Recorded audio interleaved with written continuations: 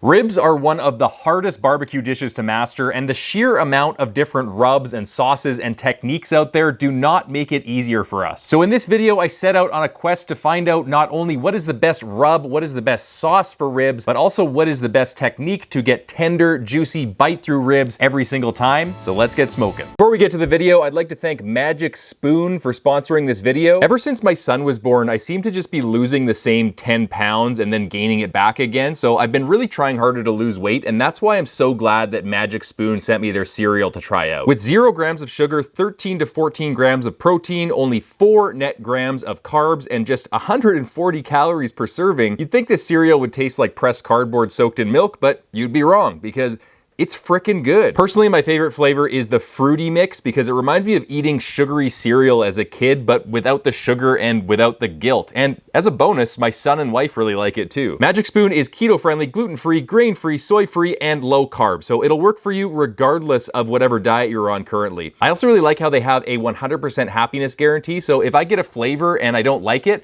they will give me my money back, no questions asked. So click the link below and make sure to grab a variety pack using coupon code STBBQ for $5 off, or simply visit magicspoon.com/STBBQ. I'm gonna be honest with you guys, I suck at ribs. Every time I cook them, I use a different rub, I use a different sauce. Sometimes people like them, sometimes people don't. So in this video, I really wanted to narrow in on what is the perfect technique and flavor profile that would make my ribs just as good as my brisket and make people really excited whenever I start making ribs. So I decided to test 4 different racks of ribs, all cooked in different ways and all with different rubs and sauces. Actually, I only used 2 different sauces. I used Harry Sue's original and I made my own sauce, but more on that later. Why would I do this? Well, I used to be in the military, so I'll use a military analogy. When you're targeting artillery fire in the military, you use this technique called bracketing. So you get coordinates and you shoot your artillery out to those coordinates, and then you have a FOO, a forward observation officer, that gives you corrections, and you bracket in on that artillery fire until you're dead on target. And that is the same thing that I wanted to do with these ribs. I wanted to kind of do a whole bunch of different techniques, and then once I found one that really resonated with me and tasted good to other people, then I would bracket in and narrow on it and perfect it. I guess you could also call it the spray and pray method, but with a bunch of friends coming over this weekend, I had the perfect opportunity to test a bunch of different techniques on them and see which one they liked the best. So with the first rack of ribs, I used Meat Church Honey Hog rub, wrapped them in foil when the bark was set. Then I took them all the way up to about 203 Fahrenheit where they were probe tender and had slight tear when I bent them. And finally, I seared them over the fire, sauced them with Harry Sue original, and set the sauce for a few minutes. For rack number 2, I used Harry Sue chicken rub, wrapped them when the bark was set, took them up to 203 degrees probe tender, and then I sauced them with, again, Harry Sue original and set the sauce. So similar to rack number 1, but no sear. For rack number 3, I used Blues Hog Sweet and Savory Rub, which I've used successfully in barbecue competitions in the past. I wrapped them when the bark was set, then I took them to about 203 probe tender, held them overnight at 150 in the sous vide for the next day. And finally, I had 1 rack of ribs that I really wanted to do something wild with, so I decided to make my own Texas-style rub and add a secret ingredient, MSG mixed with disodium inosinate. Basically, what this combination does is it creates an umami bomb that makes everything you put it on taste amazing. That's why I call it Super MSG. Anyway, I rubbed it with this Texas-style rub. I called it Texas on steroids rub, and I smoked the ribs until the bark was set. Then I foil boated them with a bit of liquid, and I took them all the way up to around 190 to 200 until they were probe tender or close to probe tender, uncovered on the top the entire smoke. And the bark was absolutely amazing as a result. These ribs looked absolutely beautiful, way better than what I've ever done with fully wrapped ribs. But for the sauce, I didn't want to just use any old sauce on these special ribs. So I looked up BBQ Jesus's rib sauce and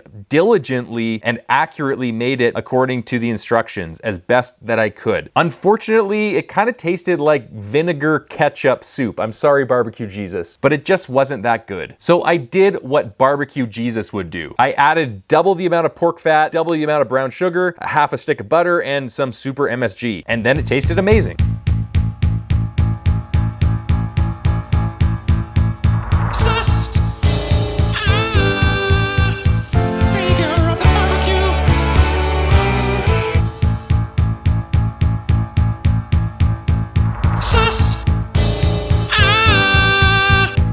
Save everyone.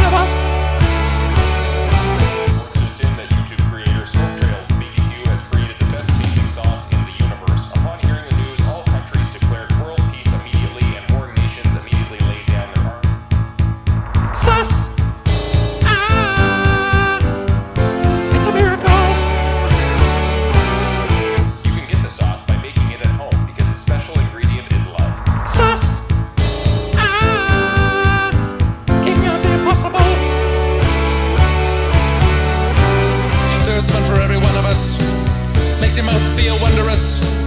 It'll save the driest ribs anybody will love sauce. With my friends arriving, I placed the ribs on plates. I planned a blind taste test. The sous vide ribs were left out of this taste test, but I'll get to that later. This is rib number 2. Okay. I like this texture. It falls off the bone, but it doesn't like disintegrate. The flavor is great. It's more sweet. Number 2 has a nicer bite than number 3. Number 3 is like tougher and more firm. Like it doesn't break apart as nicely. It's holding the bone just as nice, but it almost seems drier. Number 2 didn't taste good, but the meat was cooked good. Number 3, the meat is cooked bad, but it tastes better. It tastes like ribs. Like if it had more sickly sweet sauce on it, those would be like the ribs you get at like a Montana's or something. 4 has a different smoky taste. It's like the smoke tastes different. It's the garlic. You're tasting Yeah. it, so that one's really garlicky. I like the texture. I like the texture number 2 the best, I think. Yeah, agreed. Because it's like the right amount of chewy and pull aparty. And this one's not as dry. It's just like it doesn't pull apart as nice. I think I like number 4 the best. It's like way more peppery and more sour. And and yeah, like I taste the vinegar on number 4 quite a bit. I like the flavor of number 4. It reminds me of like, you know, you get beef jerky, like that really peppery. 3 to me was like the driest. It is pretty dry. Yeah. Yeah, and it doesn't pull from the bone as nice. Like it almost sticks too much. 2's cooked the best. Number 4, best flavor. Yeah. Number 2, best texture. Well, number 4 was homemade rub and homemade sauce. It was the best tasting one, Steve. So good work. I like doubled the amount of pork tallow, like pork fat. Yeah. I added half a stick of butter. I added MSG. I doubled the brown sugar. Wait, what was this for? This is the one that we're eating. That's the one that you guys said tastes the best. all of like the savory points, all the fat.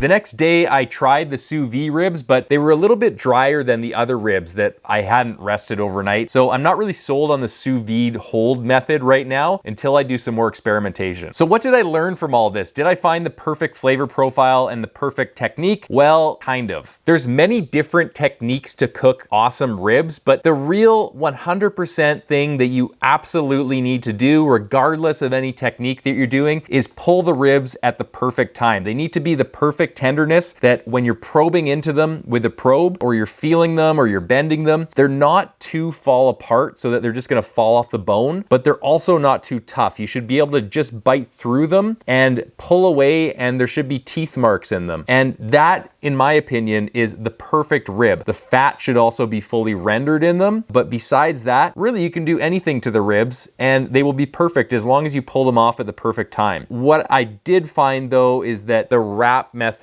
where it's fully wrapped, results in a little bit more of a tender rib. It tends to render the fat a little bit better and retain a lot more moisture. The unwrap method is great for making pretty looking ribs that look great, but I found that they were a little bit too dry. The other thing that I learned on my journey to making perfect ribs is that the sauce that I made at home with sauteed onions and butter and pork fat and brown sugar, it tasted a lot better than commercial rubs that I bought from the store in the past. And all of my friends agreed, and my wife agreed, it was the best sauce that they had that night. Even though I used the Harry Sue original on all of the ribs except for rack number 4, we also dipped some of the ribs in different sauces, and everyone agreed that the Texas style barbecue Jesus modified sauce that was homemade tasted the absolute best. That could have been the super MSG that I added to it. That could have been the copious amounts of fat. But regardless, that was the best tasting sauce that night. So now I feel a lot more confident that I'm on the right path to making the perfect ribs with the perfect flavor profile. I just need to do a little bit more experimentation. Guys, if you want to chat ribs more and share your recipes with me and chat about all things nerdy barbecue dad related, feel free to join my Patreon. I'll link it in the description section below. We got an awesome community there with a bunch of really enthusiastic people that you'll learn a lot from. I learn a lot from every day. They,